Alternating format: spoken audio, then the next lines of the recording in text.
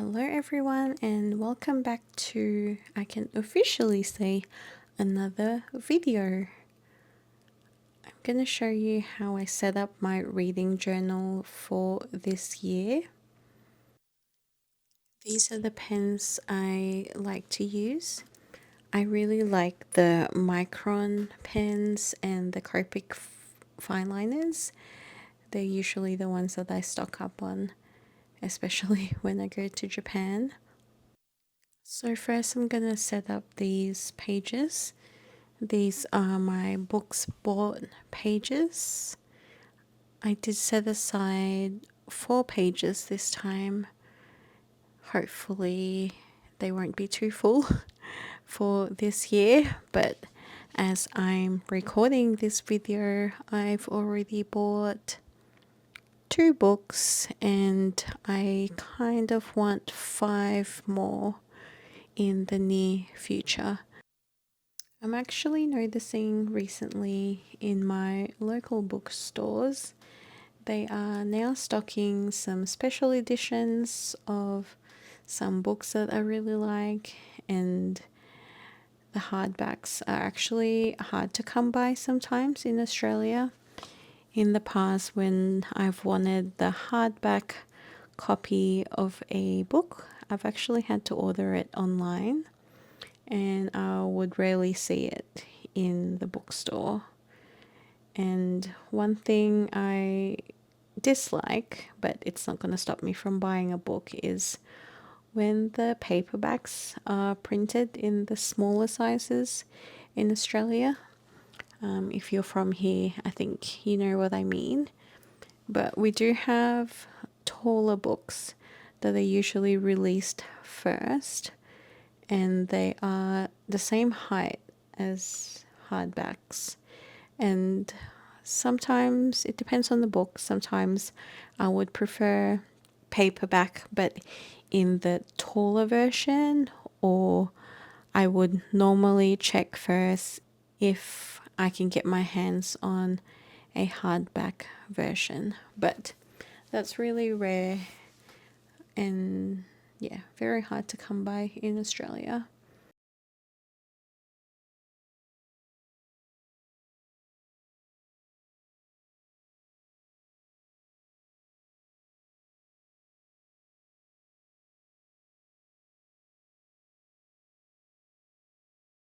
This is my most anticipated release, and so far there's already 2 books this month that are being released. That's on my radar.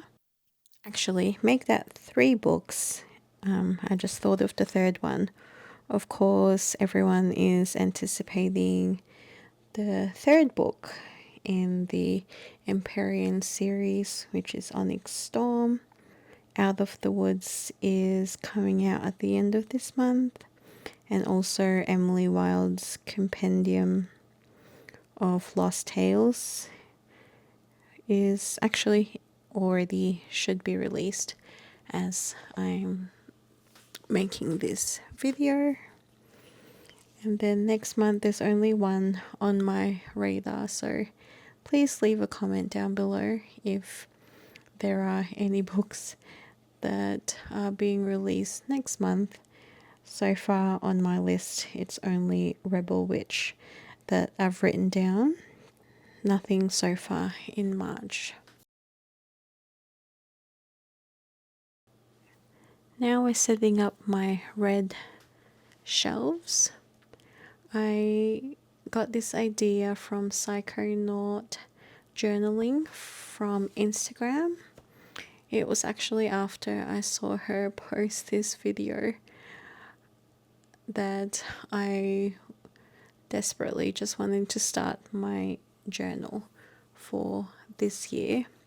I originally had a more simple shelf design, and the fact that she had Dutch doors, I'm actually so obsessed with it.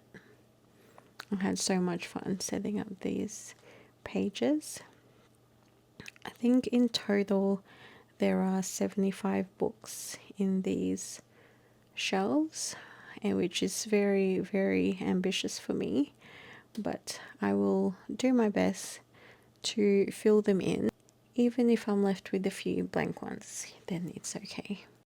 It's now the next day and I finally get to finish this layout. Just some finishing touches, just adding some washi tapes and some stickers that I had.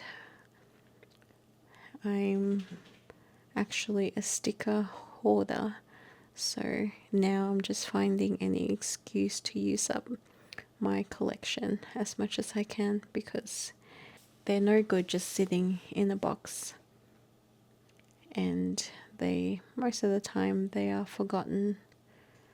Finally, I'm not scared to use my stickers. I actually have a very good excuse to use them now.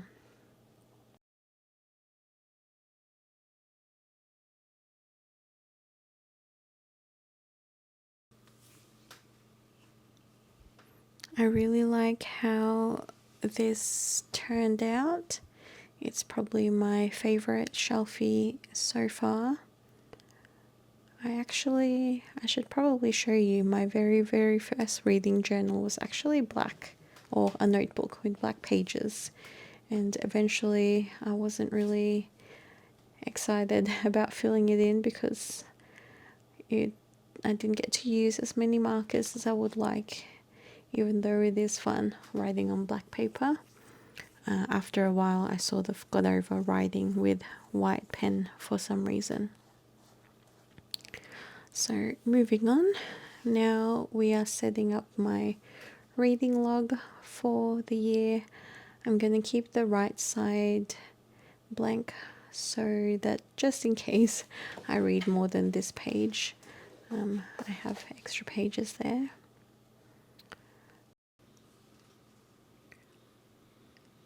It was about this moment I realised I can't use Copic markers in this notebook.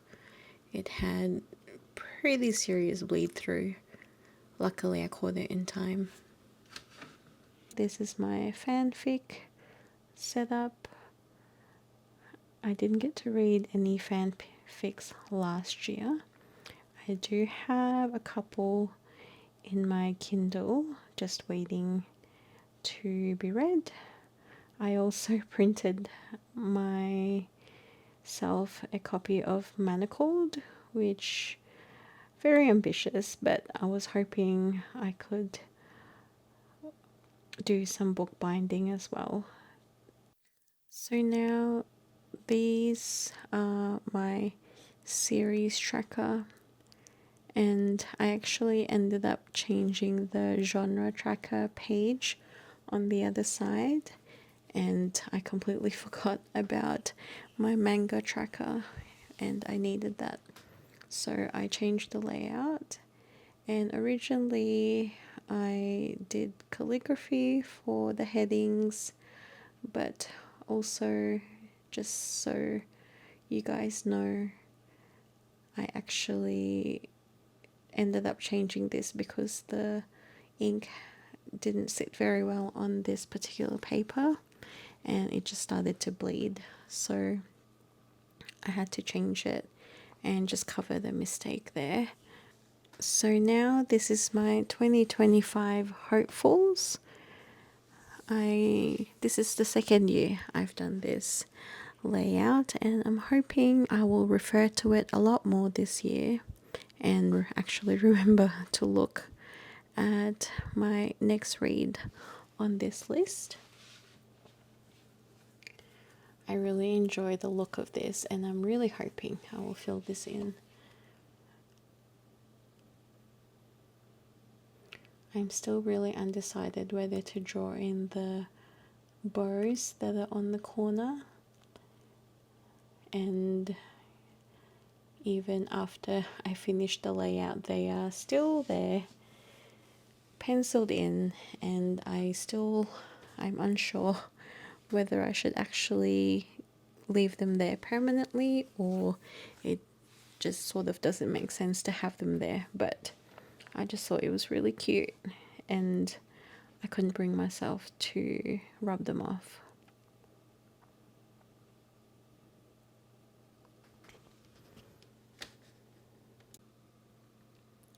So now we're up to my second last page to set up. This will be my 5-star or 6-star reads section. And I'm just filling it in with this gingham background once again.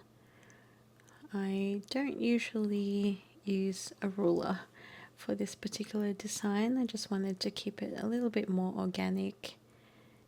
I ended up using a glitter pen just to add a little bit of sparkle in the background. This page was a little bit time consuming, especially when I decide to use the glitter pen, but so worth it. And now we're up to my final page, which is of course my yearly statistics. I really like how this layout turned out. It was a lot more simple than last year's, and hopefully I can keep track of everything this year. I'm kind of curious how many books I'm gonna have by the end of the year. I'm hoping that I'll manage to unhaul some just to make some space as well. And that's it for today's video. Thank you so much for spending your time with me. It truly means the world and I appreciate it. If you enjoyed this, don't forget to give it a thumbs up, subscribe if you haven't already, and share it with someone who might love it too. I'd really love to hear your thoughts in the comments below, so let's just keep the conversation going. Now I'm just gonna flip through all the layouts so you can see the order that I have them in my reading journal. Thank you again for being here, and I'll see you in the next one. Bye bye.